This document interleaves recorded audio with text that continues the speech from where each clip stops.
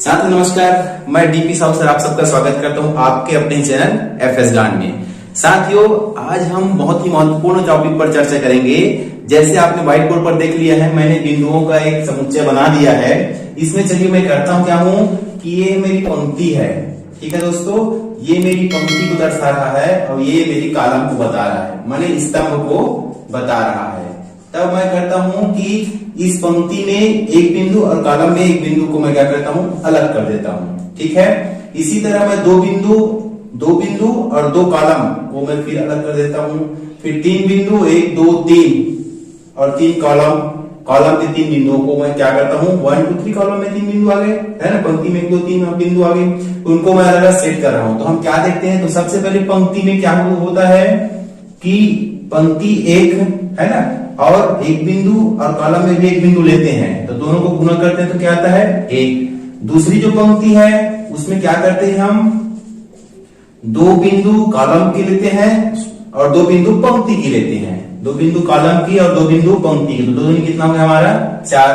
तीसरी पंक्ति में क्या करते हैं, तीन बिंदु पंक्ति के और तीन बिंदु कॉलम के, सब है ना, उनका हम वर्ग बना देते हैं। ठीक है, तीसरी पंक्ति होती है उसमें हम क्या लेते हैं, कॉलम में तीन बिंदुओं और पंक्ति में भी तीन बिंदुओं का हम समुच्चय बना लेते हैं। तो 3 × 3 कितना हो रहा है, 9।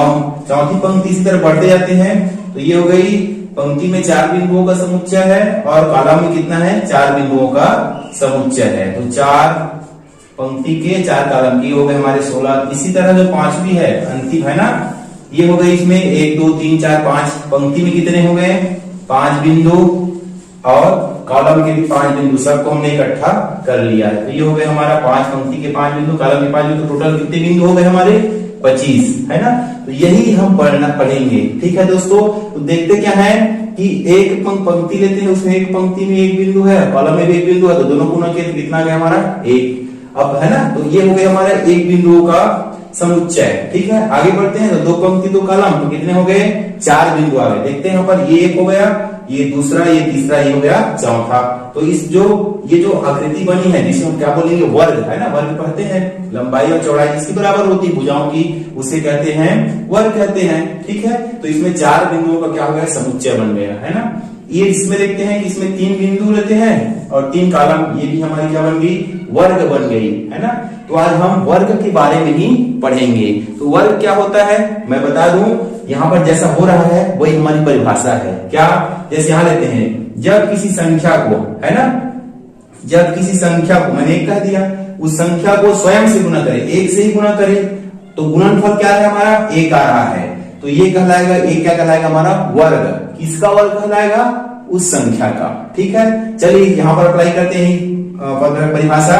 ये एक संख्या है, ठीक है, इसका मैं स्वयं से 5 है तो 5 से ही कर रहा हूं गुना, तो कितना गुणनफल आ रहा है हमारा, 25, है ना। तो 25 किसका 2 बार गुना हुआ या किसका वर्ग हुआ, उस संख्या 5 का, है ना। तो मैं क्या बोल रहा हूं, 25, है ना, ये जो 25 है वह किसका वर्ग हो गया, 5 का वर्ग, 5 का वर्ग, है ना।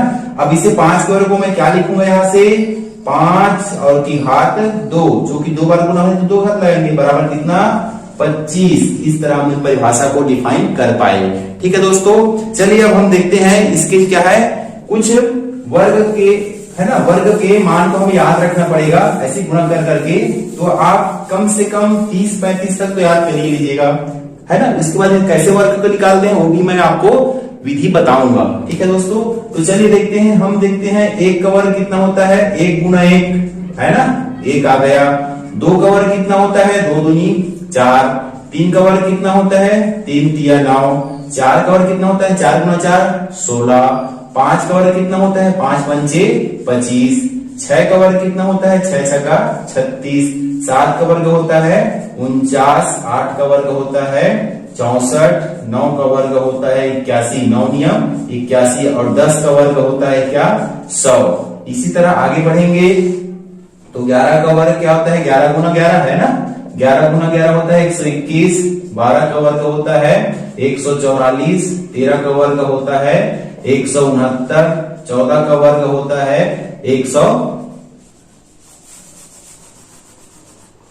14 का वर्ग होता है 196। 15 का वर्ग होता है 200 25 और 16 का वर्ग होता है 256, है ना। और 17 का वर्ग होता है 289, 18 का वर्ग होता है 324, 19 का वर्ग होता है 361, ठीक है।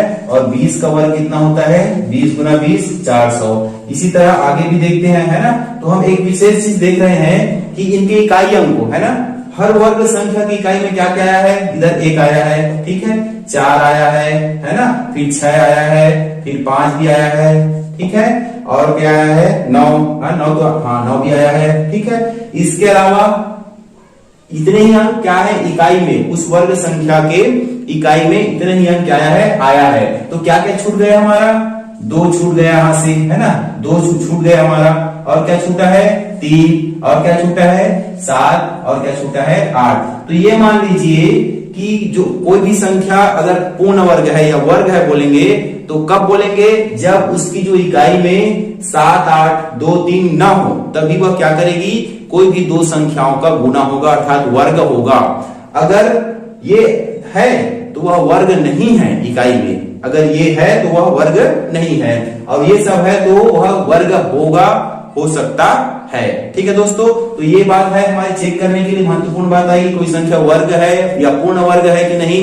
तो ये क्या याद रखिएगा कि उसकी इकाई अंक में 2, 3, 7, 8 आ जाना तो सीधा काट दीजिए कि वो क्या है, पूर्ण वर्ग नहीं है। और एक छोटी सी बात देखते हैं इसमें कि ये जो एक बना है ना, चलिए एक तो एक हो गया हमारा विषम संख्या, प्रथम विषम संख्या।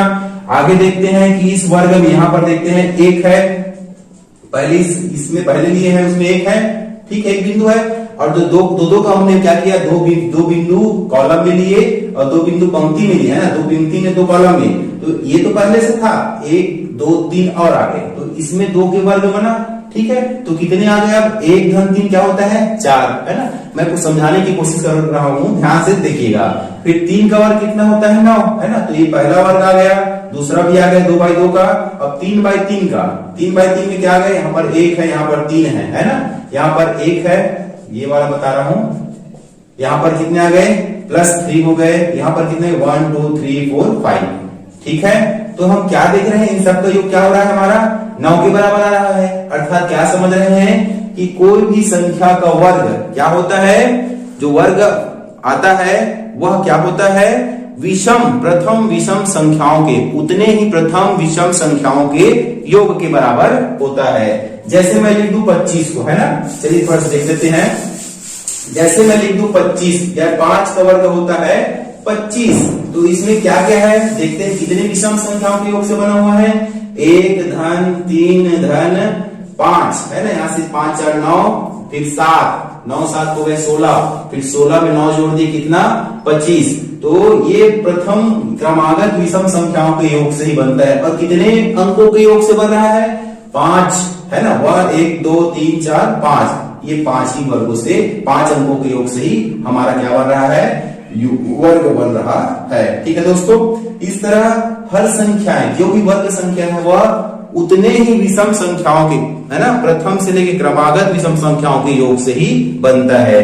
और एक बार देख लेते हैं, जैसे मैं बोल दूं, है ना, 6 का वर्ग कितना होता है 36, तो ये 36 किनसे मिलकर बना हुआ है, 6 क्रमागत विषम संख्याओं के योग से बना। चेक कर लेते हैं यहाँ से, तो यहाँ तक तो होगा 1 धन 3 धन 5 धन 7 धन 9, ये 25 तो हो गए, यहाँ से देख ली है।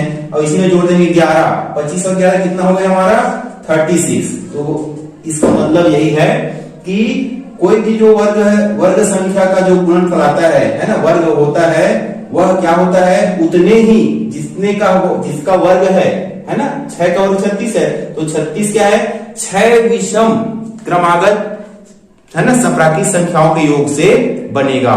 ये इसकी खासियत है, ठीक है दोस्तों। चलिए हम देखेंगे कि ये तो पहचान मैंने बता दिया है ना, चलिए हम देखेंगे कि ये पूर्ण वर्ग है या नहीं है, ठीक है, वो हम चेक करते हैं। हाँ दोस्तों, एक बात और है, अगर कोई भी संख्या ले लेते हैं, है ना, कोई भी संख्या हो 140, 25, कोई भी संख्या हो, ठीक है।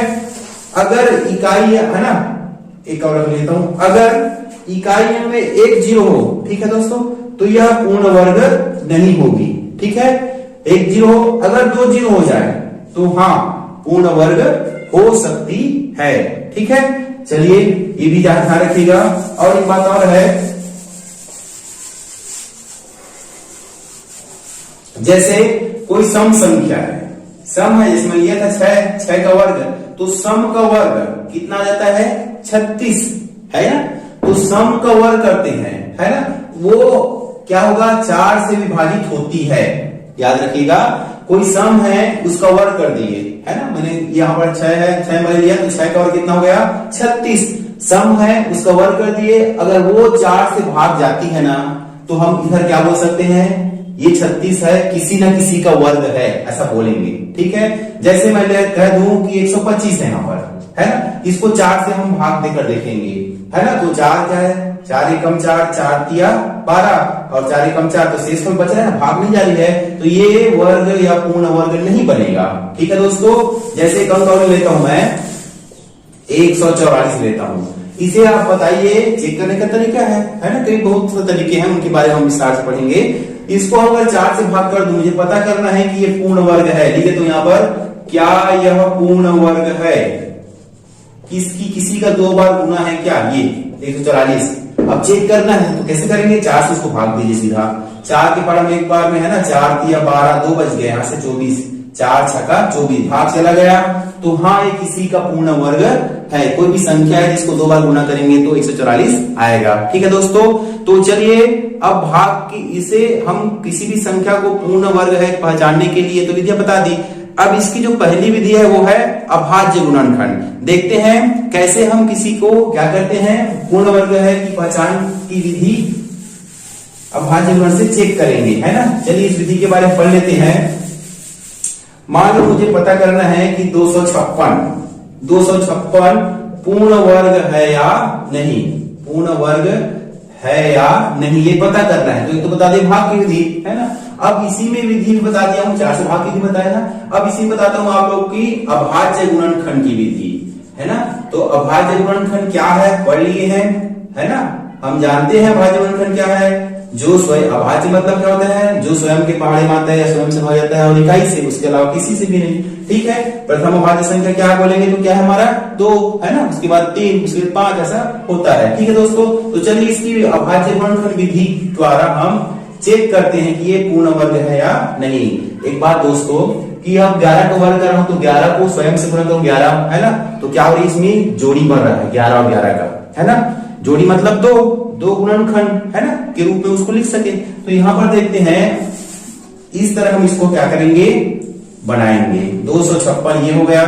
चलिए इकाई अंक है क्या है 6 है ना, तो 2 से भाग चला जाएगा है ना, 2 एकम 2, 2 दूनी 4, 1 बचा 2 अट्ठे 16।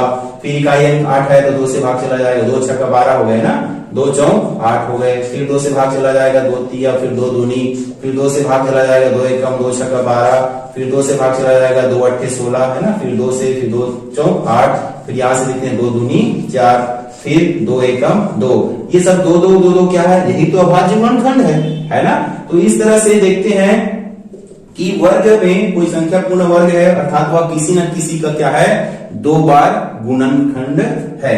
ठीक है, गुणा का 2 बार गुणा करने से वह संख्या आ रही है। देखते हैं दोस्तों इसको मैं कैसे लिखूंगा। यहाँ पर देखो इनकी जोड़ी बन गई है ना, वर्ग का मतलब ही है ना, वर्ग का मतलब है क्या, अभाज्य गुणनखंड में कितने युग्म बनते हैं 2 युग्म बनते हैं है ना, मतलब एक युग्म में 2 अंक रहेंगे। ठीक है, 2 का जोड़ी बना है ना, यहाँ पर फिर लिख देता हूं इन दोनों का भी बना जोड़ी, मैं लिख रहा हूं ऐसा, इन दोनों का भी ठीक है दोस्तों, और इन दोनों का भी, तो सबका जोड़ी बन रहा है ना, तो यही तो है, इस सबका जोड़ी बन जाए मतलब यह क्या है, ये पूर्ण वर्ग है। क्या है ये पूर्ण वर्ग है। ये देखो ये जोड़ी बन रहा है सबका है ना, तो यह क्या है पूर्ण वर्ग है। अब किसका पूर्ण वर्ग है बोले तो चलिए 2 बन गए है ना, जोड़ी बन के 1 बना, यहाँ से 2 जोड़ी बन के 1 बना, यहाँ भी 1, यहाँ भी 1, गुणा कर देते हैं 2 दूनी 4, 4 दूनी 8, 8 दूनी 16। तो हम कह सकते हैं कि 16 का वर्ग है कि नहीं, 16 का वर्ग कितना होता है, 16 गुनी 16 मतलब होता है 256। यहाँ पर लिखे थे दोस्तों देखिएगा, अर्थात यह पूर्ण वर्ग है।